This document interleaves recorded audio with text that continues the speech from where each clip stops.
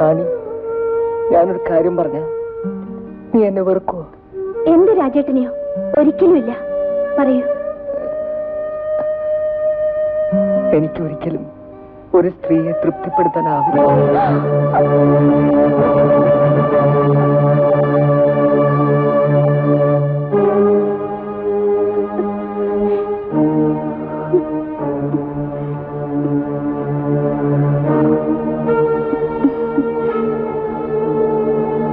രാജേട്ടാ,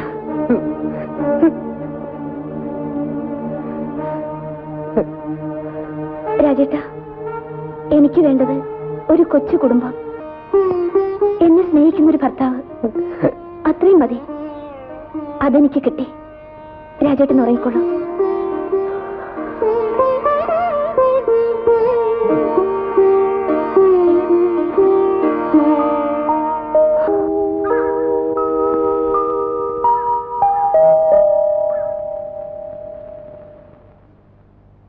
മോളെ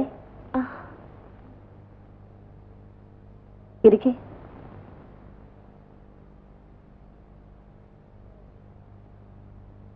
നിന്റെ മുഖം എന്താ വല്ലാതിരിക്കുന്നത്?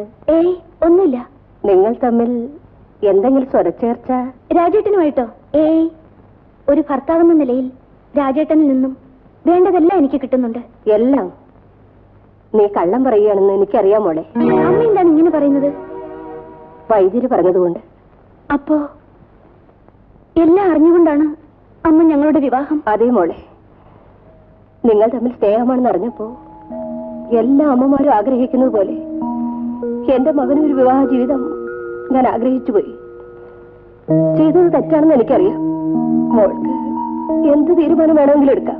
എന്നുവെച്ചാൽ ഈ വിവാഹബന്ധം തുടർന്നു പോകാൻ ബുദ്ധിമുട്ടാണെങ്കിൽ രാജേട്ടനെ വിട്ടിട്ട് വേറൊരാളിനെ പിടിക്കണമെന്നല്ലേ? അമ്മേ, ഞാനൊരു പിഴച്ച പെണ്ണാണ്. എങ്കിലും മനസാക്ഷിയൊന്നും എനിക്കുണ്ട്. രാജേട്ടൻ എന്റെ ഭർത്താവ് മാത്രമല്ല, ദൈവമാണ് ദൈവം. എന്തായാലും രാജേട്ടന്റെ ഈ അസുഖം മാറ്റാൻ ഞാനൊരു ഡോക്ടറെ കാണും.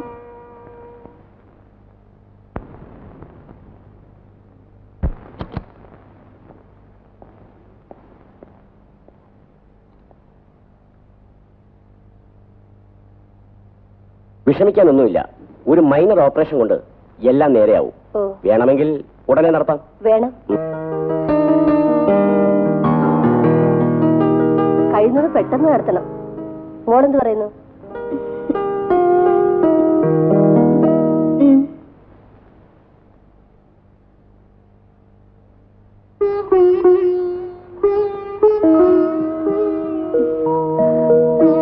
ചേട്ടൻ എന്തിനാണ് ഇങ്ങനെ വിഷമിക്കുന്നത്? ഡോക്ടർ എല്ലാം നേരെയാവുന്നല്ലേ പറഞ്ഞത്?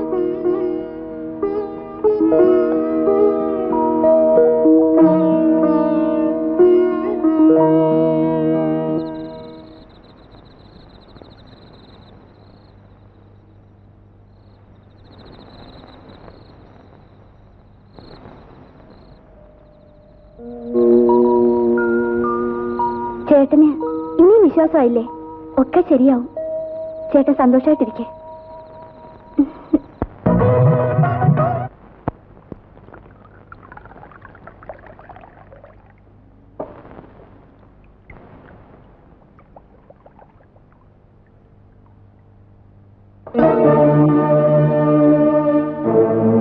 എന്താ നിങ്ങൾ എപ്പോഴും ഈ ഫോട്ടോ തന്നെ നോക്കിയിരിക്കുന്നത്? ഇവന്മാര് കാരണം എനിക്ക് കിട്ടിയത് കണ്ടില്ലടി. MLA എന്താ ചൂടായിരിക്കുന്നത്? പാർട്ടി ഹൈക്കമാൻഡിൽ നിന്നും ഒരു ഷോക്കോസ് നോട്ടീസ്. എനിക്കും കിട്ടിയിട്ടുണ്ട് ഒരു ബലത്ത സാധനം. എന്താ? Suspension order. അപ്പോ ഇനി കുറച്ച് ദിവസത്തേക്ക് ഈ ഡ്രസ്സിന്റെ ആവശ്യമില്ലല്ലോ. ഇതിന്റെ എല്ലാം പിന്നിൽ ആ പാർവതി അമ്മയാണ്. ഒരു പീറപ്പെണ്ണ് കാരണം ഉണ്ടായ പൊല്ലാപ്പേ. പാക്കര എന്താ? അവളിപ്പോഴും അവിടെ തന്നെ ഉണ്ടോ? പിന്നെ അവളെവിടെ പോവാനാ? എന്തായാലും നടന്നതല്ല നടന്നു. അവരവരുടെ പാട്ടിന് വിട്ടേരെ സാറേ. എണീക്കടാ. എണീക്കടാ. അയ്യേ, നീ ഞങ്ങളെ ഉപദേശിക്കാൻ വന്നതാണോ?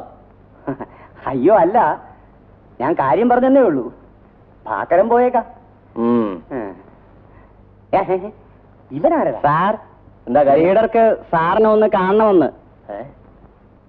ഗുരുവായൂരപ്പ, ചതിച്ചോ? താനെങ്ങോട്ടാ? DSP ഒന്ന് കാണണം. വരട്ടെ.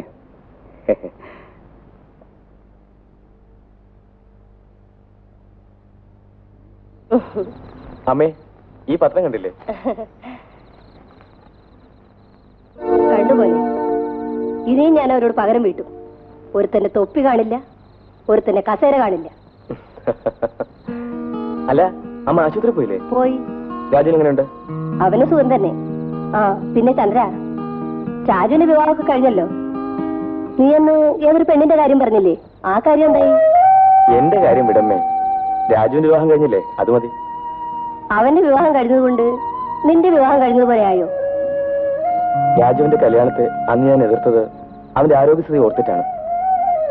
എല്ലാം അറിഞ്ഞുകൊണ്ട് റാണി അവനെ ഏറ്റെടുത്തതിന് ശേഷം ഞാൻ എതിർക്കുന്നത് തെറ്റാണെന്ന് എനിക്ക് തോന്നുന്നു. ഞാൻ വരട്ടെ.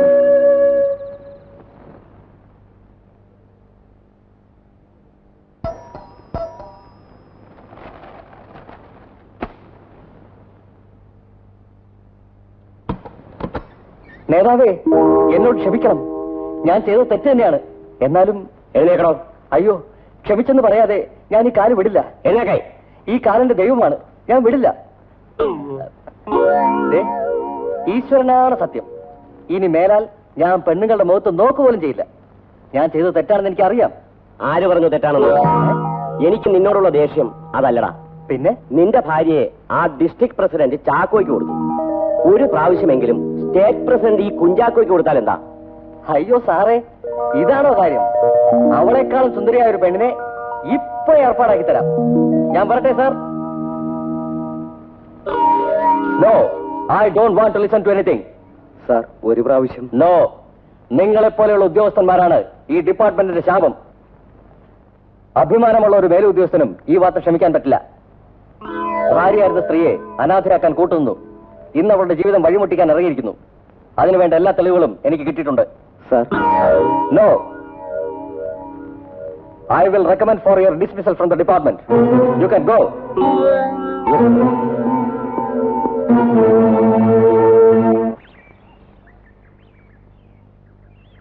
അയ്യോ ചന്ദ്ര, അന്നത്തെ അടിയുടെ വേദന ഇനിയും മാറിയിട്ടില്ല. പിന്നെ നിന്റെ ബിസിനസ് എങ്ങനെയുണ്ട്?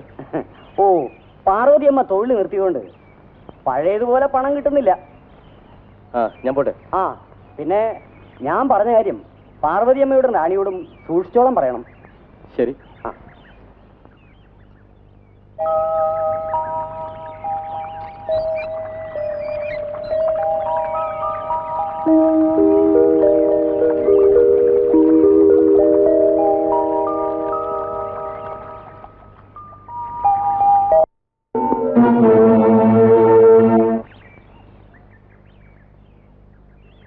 അയ്യോ ചന്ദ്ര, അന്നത്തെ അടിയുടെ വേദന ഇനിയും മാറിയിട്ടില്ല. പിന്നെ നിന്റെ ബിസിനസ് എങ്ങനെയുണ്ട്?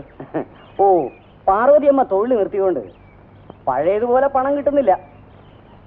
ഞാൻ പോട്ടെ. ആ പിന്നെ ഞാൻ പറഞ്ഞ കാര്യം പാർവതിയമ്മയോടും റാണിയോടും സൂക്ഷിച്ചോളം പറയണം. ശരി.